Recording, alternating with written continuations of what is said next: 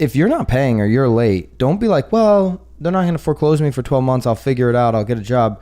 I would take advantage of these high home values right now, sell right now, and then go and take that cash.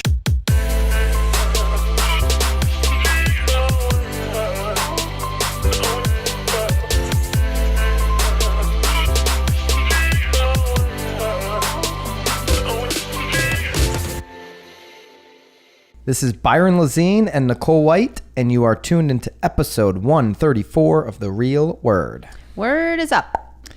Ooh, that was a good one. Did you hear that one? Yeah, a little poppage. A good pop. The word is up, but the news is down a little bit. A little downer to start the show. Well, I feel like every day's a little bit of a downer if you decide to let it go that way. Racket number 1. We got to keep it real, though. This is The Real Word. Keeping it real. We're not like that other show. Have you seen that other show? Oh my God, have fun though. So The Real World, Real Word, and then our Marketeer is all... It's bothering me. And the Marketeer is all what? Well, it's all kind of like that 90s shit. A 90s theme show. That's true, except for this first one with the little... Anyway, we're The Real Word. We're not like that other show. Have you seen it? The BNN? The BNN? Yeah. What's the BNN? The Broke News Network. I have not seen the BNN. The Broke Agent started a news show called The Broke News Network. Stop it. You didn't see that? No. Oh, it's pathetic. You got to check it out. Sounds it. It's terrible. I mean, BNN, it sounds like he's making fun of CNN. Yeah.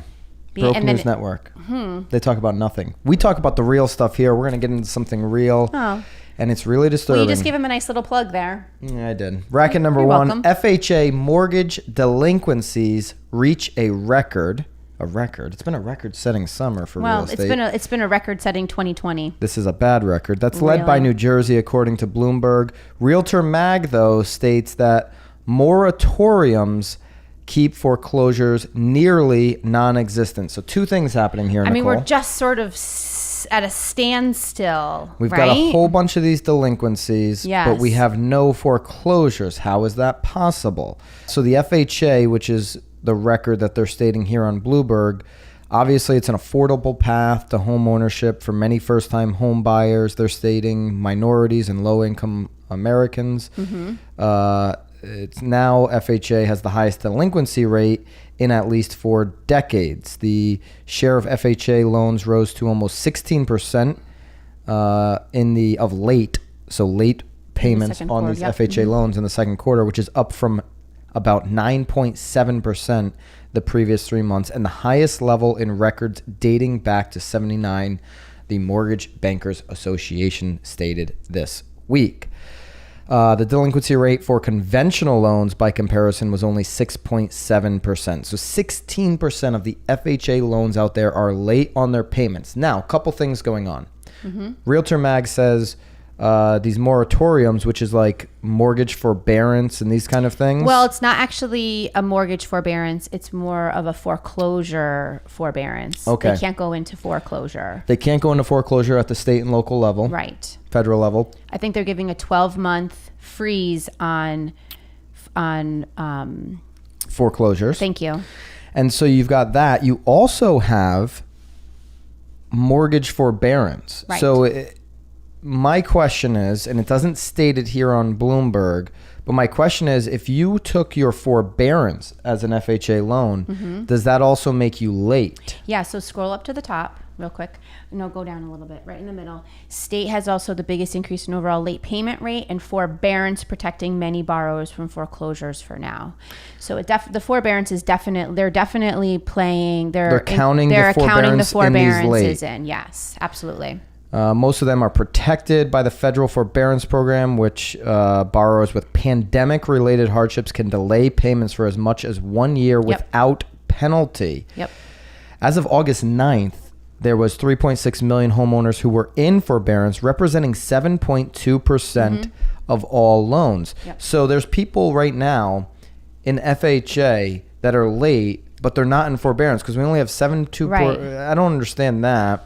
The share has decreased for 9 weeks straight, so that number is going down. Well, I think There's so much happening. I think forbearance is like a shorter amount of time, but the mortuarium is giving you a year. I mean, there's if you're in so many. No, you can get the forbearance in some cases up to a year. Oh, is that what it's saying? And I think that could be dependent on your bank. I'm assuming because they were saying that it has to be COVID based. So I'm assuming that they're probably having to prove that they need a forbearance. Because I remember applying for forbearance back in 2008. Yeah. Right when like the whole. Okay. They let it during the forbearance period, which was like a 3-month period. We had to prove that we needed it, right? And then at the end of but during that forbearance period, they actually let us pay a reduced amount. But at the end of the 3 months, they concluded that we did not get approved for the forbearance. So on that 4th month, we actually had to pay our mortgage payment plus what they had decreased by. Yeah. That's so brutal. I don't think it's quite easy to get a forbearance, but maybe in this situation, I think it's a lot easier. I haven't done enough homework on it. There's a YouTube channel, Meet Kevin, who really breaks down the forbearance quite well. He says, I mean, certainly if you're one, he says it is easy to state the claim that you're COVID impacted right now. So a lot different than 08. Of course. So shout out to that channel, anybody that watches that. But my point here is if you are late on your FHA loan, or you have clients who are late on their FHA loan, you should be looking into forbearance if you haven't already. Like, you should have done that months ago. I don't know why you would be late and not in forbearance. Side note there. Yeah. But here's the deal.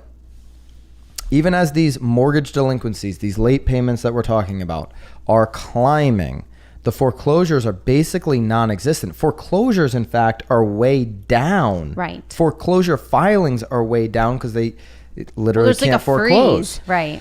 If you look, and there's a great map here from ATTOM Data Solutions. It's a Realty Track and ATTOM Data Solutions report, which will show you in July 2020 the U.S. foreclosure starts by county.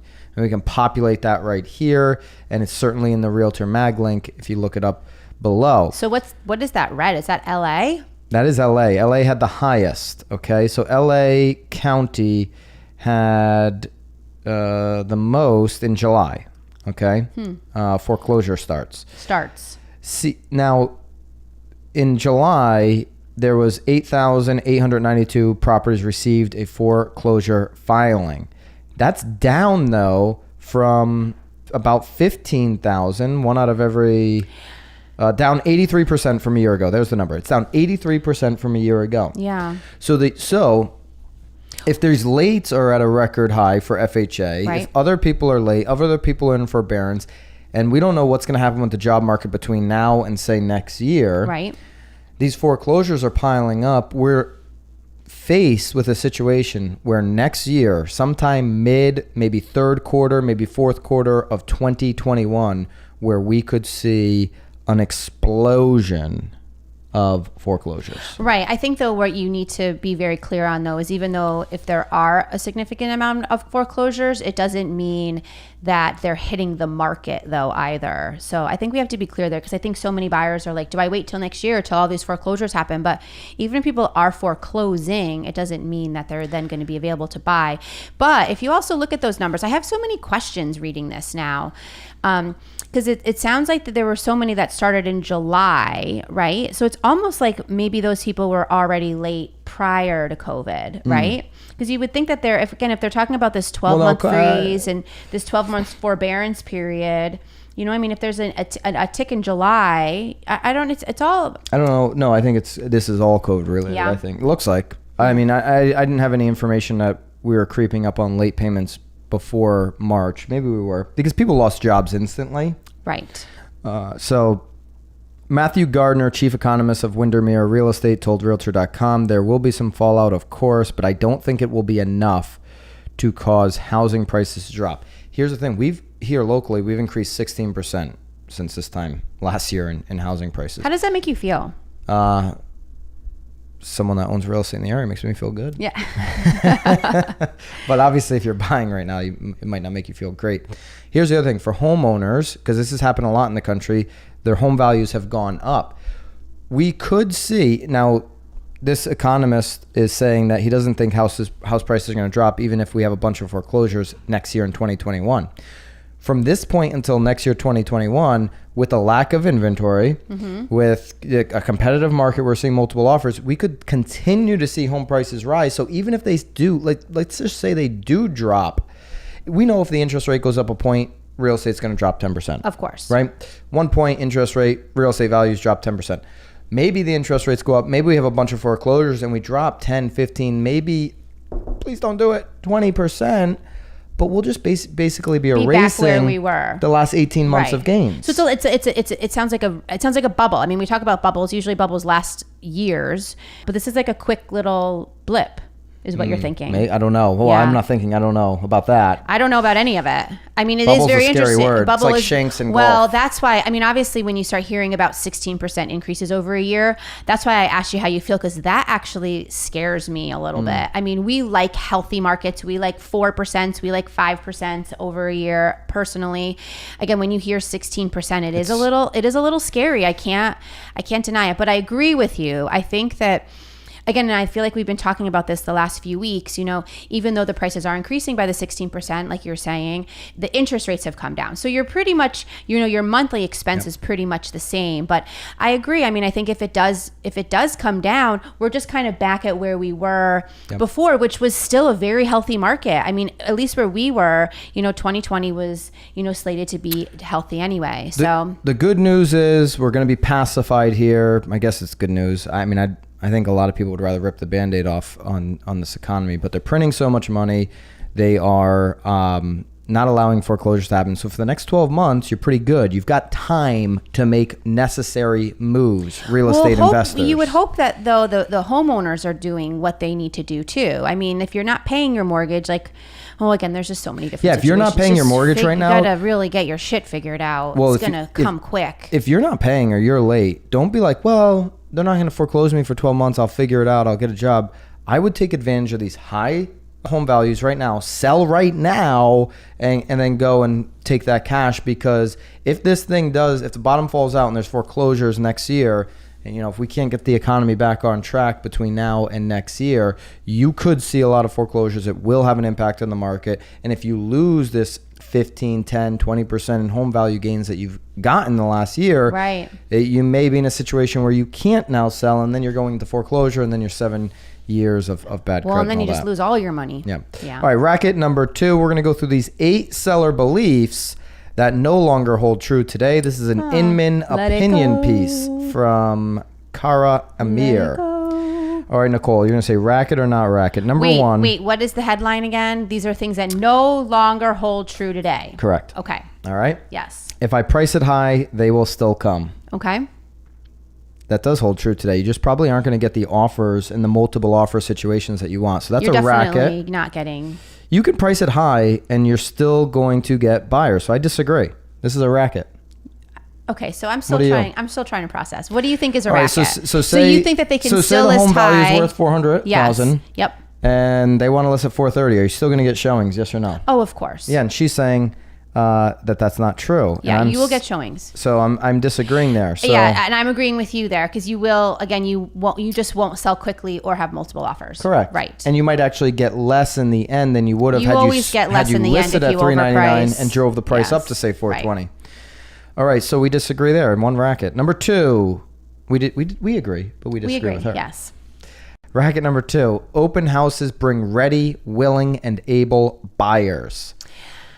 I think that So she's saying that is no longer the case. Oh, I don't think that was ever the case. You think that was ever the case? I don't think that was ever the case. I think right now, if you're actually putting your house on the market and the open house is part of your marketing strategy in that first week, then yes, you are bringing ready and able buyers. In the first week, if you're like, not allowing showings until then. The serious buyers in this market know how competitive it is. They're not wasting their time with an open house. They're setting up direct showings instantly. Well, yeah, but sellers are also savvy enough where they want to get as many offers as they can, because they can. So an open house would actually, in my mind, be probably the most, so that you're not having to be at your house all day. Like, everyone needs to come between these 2 hours. I'm only showing it on Sunday. Bring them all in. Drop off your offer on your way out. That, or a down market, obviously open houses are effective for, or new development. I think when you're in a single family, median price point, and everything's selling, don't even waste your time. She's saying let it go, huh? Let it go. I'm feeling like bring it back. Bring it back. Jeez. All right. Number 3, why do I need, but I do agree with her that we're not seeing, an increase in like ready, able, willing buyers. Willing and ready, yeah. Number 3, why do I need to substantially improve my home before putting it on the market? It is what it is. So she's saying that no longer is the case. You need to have your home substantially improved before you put it on the market. Significantly. Substantially. I'd love to know what she means by substantially. I do think you need to improve your home. I think the substantially word is making it a little bit difficult. Like you can't just like. I mean, in this market, if it's move-in ready, you can sell it. Well, right, but again, what makes it move-in ready? I mean, like a lot of homes needs to be like repainted on the inside or like trim or I think like move-in ready, you don't paint and trim is. No, but I'm saying it is move-in ready because they've done those things to make it move-in ready. Is my point. So if someone was to walk in my house right now, they are not buying it. I mean, there are things that you need to do regardless. I would agree. If you want to maximize your value, you got to do some things. So I guess I'll half agree with her there. Number 4, show me the money. Meaning sellers are starting to like say they've done all these improvements, but you really got to show and list out everything you've done and realize that if you put in a pool for $100,000, you're not getting $100,000 out of the pool. Right. Do you agree? You're not getting $100,000 for your pool. No. So I agree with her. Show me the money is gone. You got to really show what you've done. And like if you put it on a new roof, you're not getting that money back. You need a roof. It's like a furnace. Yeah. It makes it more marketable, but doesn't make it more valuable. More repairs, ? Many sellers still balk at the idea that a buyer might come at them with a repair request after inspections. They'll argue that their home isn't new. My home's not new. Mm-hmm. They want a new space. They should go buy new. So they're saying that's out. I do think that's out. I do think that buyers are so... I don't want to use the word desperate, but I'm going to use it. Desperate to get into a home and get a home, and because they know that they're in these bidding war situations. With her. Well, she's saying that that's out. See, this is where we're maybe I'm not following. She's saying more repairs is out. Someplace these warm. are all the things These are things sellers need to get out. 8 sellers where beautiful women instinctively flock like the salmon of Capistrano. I think that buyers are not asking for repairs. I'm talking about a little place. I would agree with you. Yeah. Ugh, you picked this one. This is a hard one. This one is a hard one. It's making our brains work. Listen. I think in this market, as we see here in August 2020, there are a lot of repairs that are going, I'll take care of it later because it's just so competitive. So yeah, absolutely. I don't think you actually have to do all the repairs. You have to do certain ones. Yeah. Number 6, can I give a flooring allowance at closing? She's saying that this is out, that you need to just do the flooring. Oh. You can't give a flooring allowance at closing as part of the official closing process. Any concession granted from a seller to a buyer is best accomplished by the seller either reducing the purchase price accordingly or paying a certain amount towards the buyer closing costs. I totally disagree. Okay. Another one. Man, poor Cara here. How do you feel about it?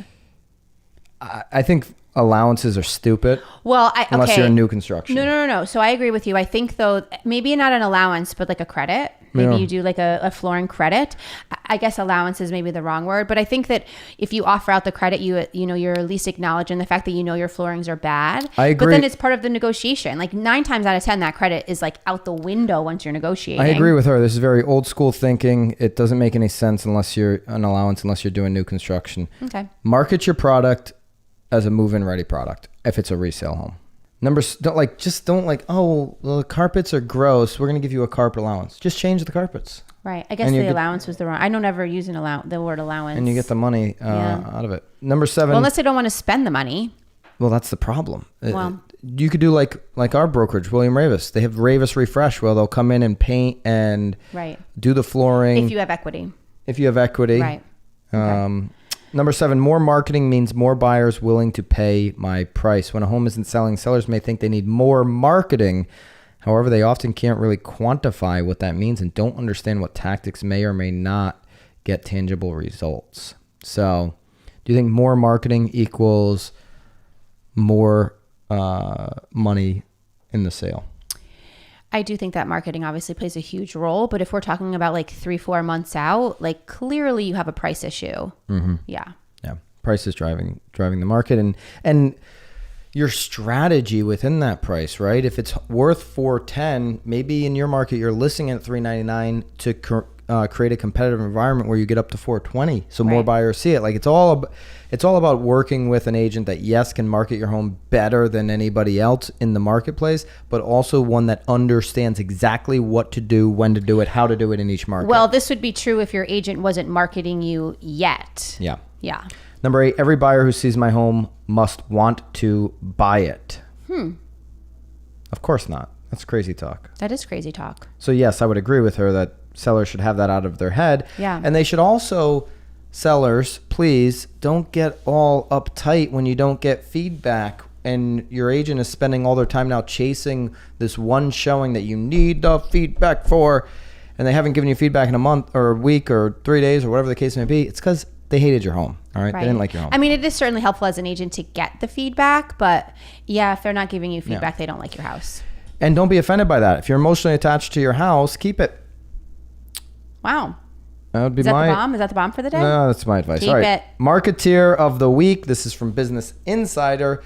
The last remaining Blockbuster on Earth, which happens to be in Oregon, will be listed on Airbnb for a limited time in September for just $4 per night. It doesn't even make any sense. You have got to flip through these photos. They have set up a 90s style living room. It's got a 90s TV, a VCR. You're in the Blockbuster. You're in it. It starts on August 17th, so it just started. Bookings will be open to the public on August 17th for these $4 a night stays in September. I would just book the whole month. Like if I was the first person to get on Airbnb to do this on the 17th, what's the date today? Wasn't that yesterday? Yeah, it was. Yeah. I mean, I would just book the whole month. It's $120. I'd leave a kid there. Do they let you leave your kid? Like, all right, kids. I do not understand the $4, but here's why they're the Marketeer of the week. First of all, these pictures are hilarious. You got to go through. They got they even have like the 90s style Doritos bags. I don't know how they got that. It's really, really cool. You're loving the bedspread. I love the bedspread. You feel like you are back in the 90s. You're like in the basement. Here's where I do think they're getting so much attention. It's brilliant. It's not just Business Insider; they're everywhere. So that's why they're Marketeer of the week. They just got so much free publicity for the last standing Blockbuster, which means because they sell Blockbuster T-shirts online. This particular last standing Blockbuster, they sell mugs and different collector Blockbuster items. Yep. So all this free publicity out of these $4 limited time Airbnbs should drive to merch sales for them, which is good. Merch. Oh, buzzword right there. Merch. Well, merch sale. She's some real word merch. We're too old for that. Merch. Here's the other thing too. I think that this is a brilliant idea for a real estate investor to say, you know what's a nostalgic brand that I could invest in and actually turn into a legit Airbnb where it's an Airbnb year round. Right. How cool would that be? Yeah, I mean, as long as there's no like trademark infringements, Airbnbs. Or I'm sure there are probably some. There's some, like if a business goes out of what's a business that just went out of business, like a JCPenney. I don't think they have that much fan following, but something that recently went out of business that people used to love back in the day. If you create, even if you just buy a single family home and create this theme around that, like a 90s living room. I think what would be a little bit more fun in those types of situations though is not necessarily sleeping there, because I don't find it like euphoric to sleep in a Blockbuster. But if movie buffs probably do. Probably, but again, because you can get movies on Netflix and all, maybe not. But I think what is sort of fun is maybe it's more of like a dining experience or like a coffee house experience, something where you're experiencing it because again, I don't need to sleep there. It is fun. But I think for people to continue to come back, there needs to be. I think themed Airbnbs is going to be a next wave. Of course. Well, look at Disney World. I mean, every hotel is themed. Yeah. Every restaurant is themed. Like, people love it. Kids, you have to get, like... If you've got funky, wild, ridiculous real estate, you should be thinking Airbnb. Okay. Airbnb did not take as much of a hit during the... Rona as I thought it was going to. No, well, there was a restriction, but what we found though is that so many people needed 30 days. Right. They didn't, they weren't looking for 1, 2, 3, 4 days anymore. They were looking for like months. Yeah. So Anyway, congratulations, Blockbuster in Bend, Oregon. We'll have to take a trip out there. Yeah, very cool. Again, I'm the $4 Costs thing is you more blowing my mind because I would just rent it for the whole month. Costs you way more to get out there. All right. For sure. That's it. This episode for this week. Yep. Keep you it feel real, good guys. about it? I feel great about Good. it. All right. See ya. Bye, guys.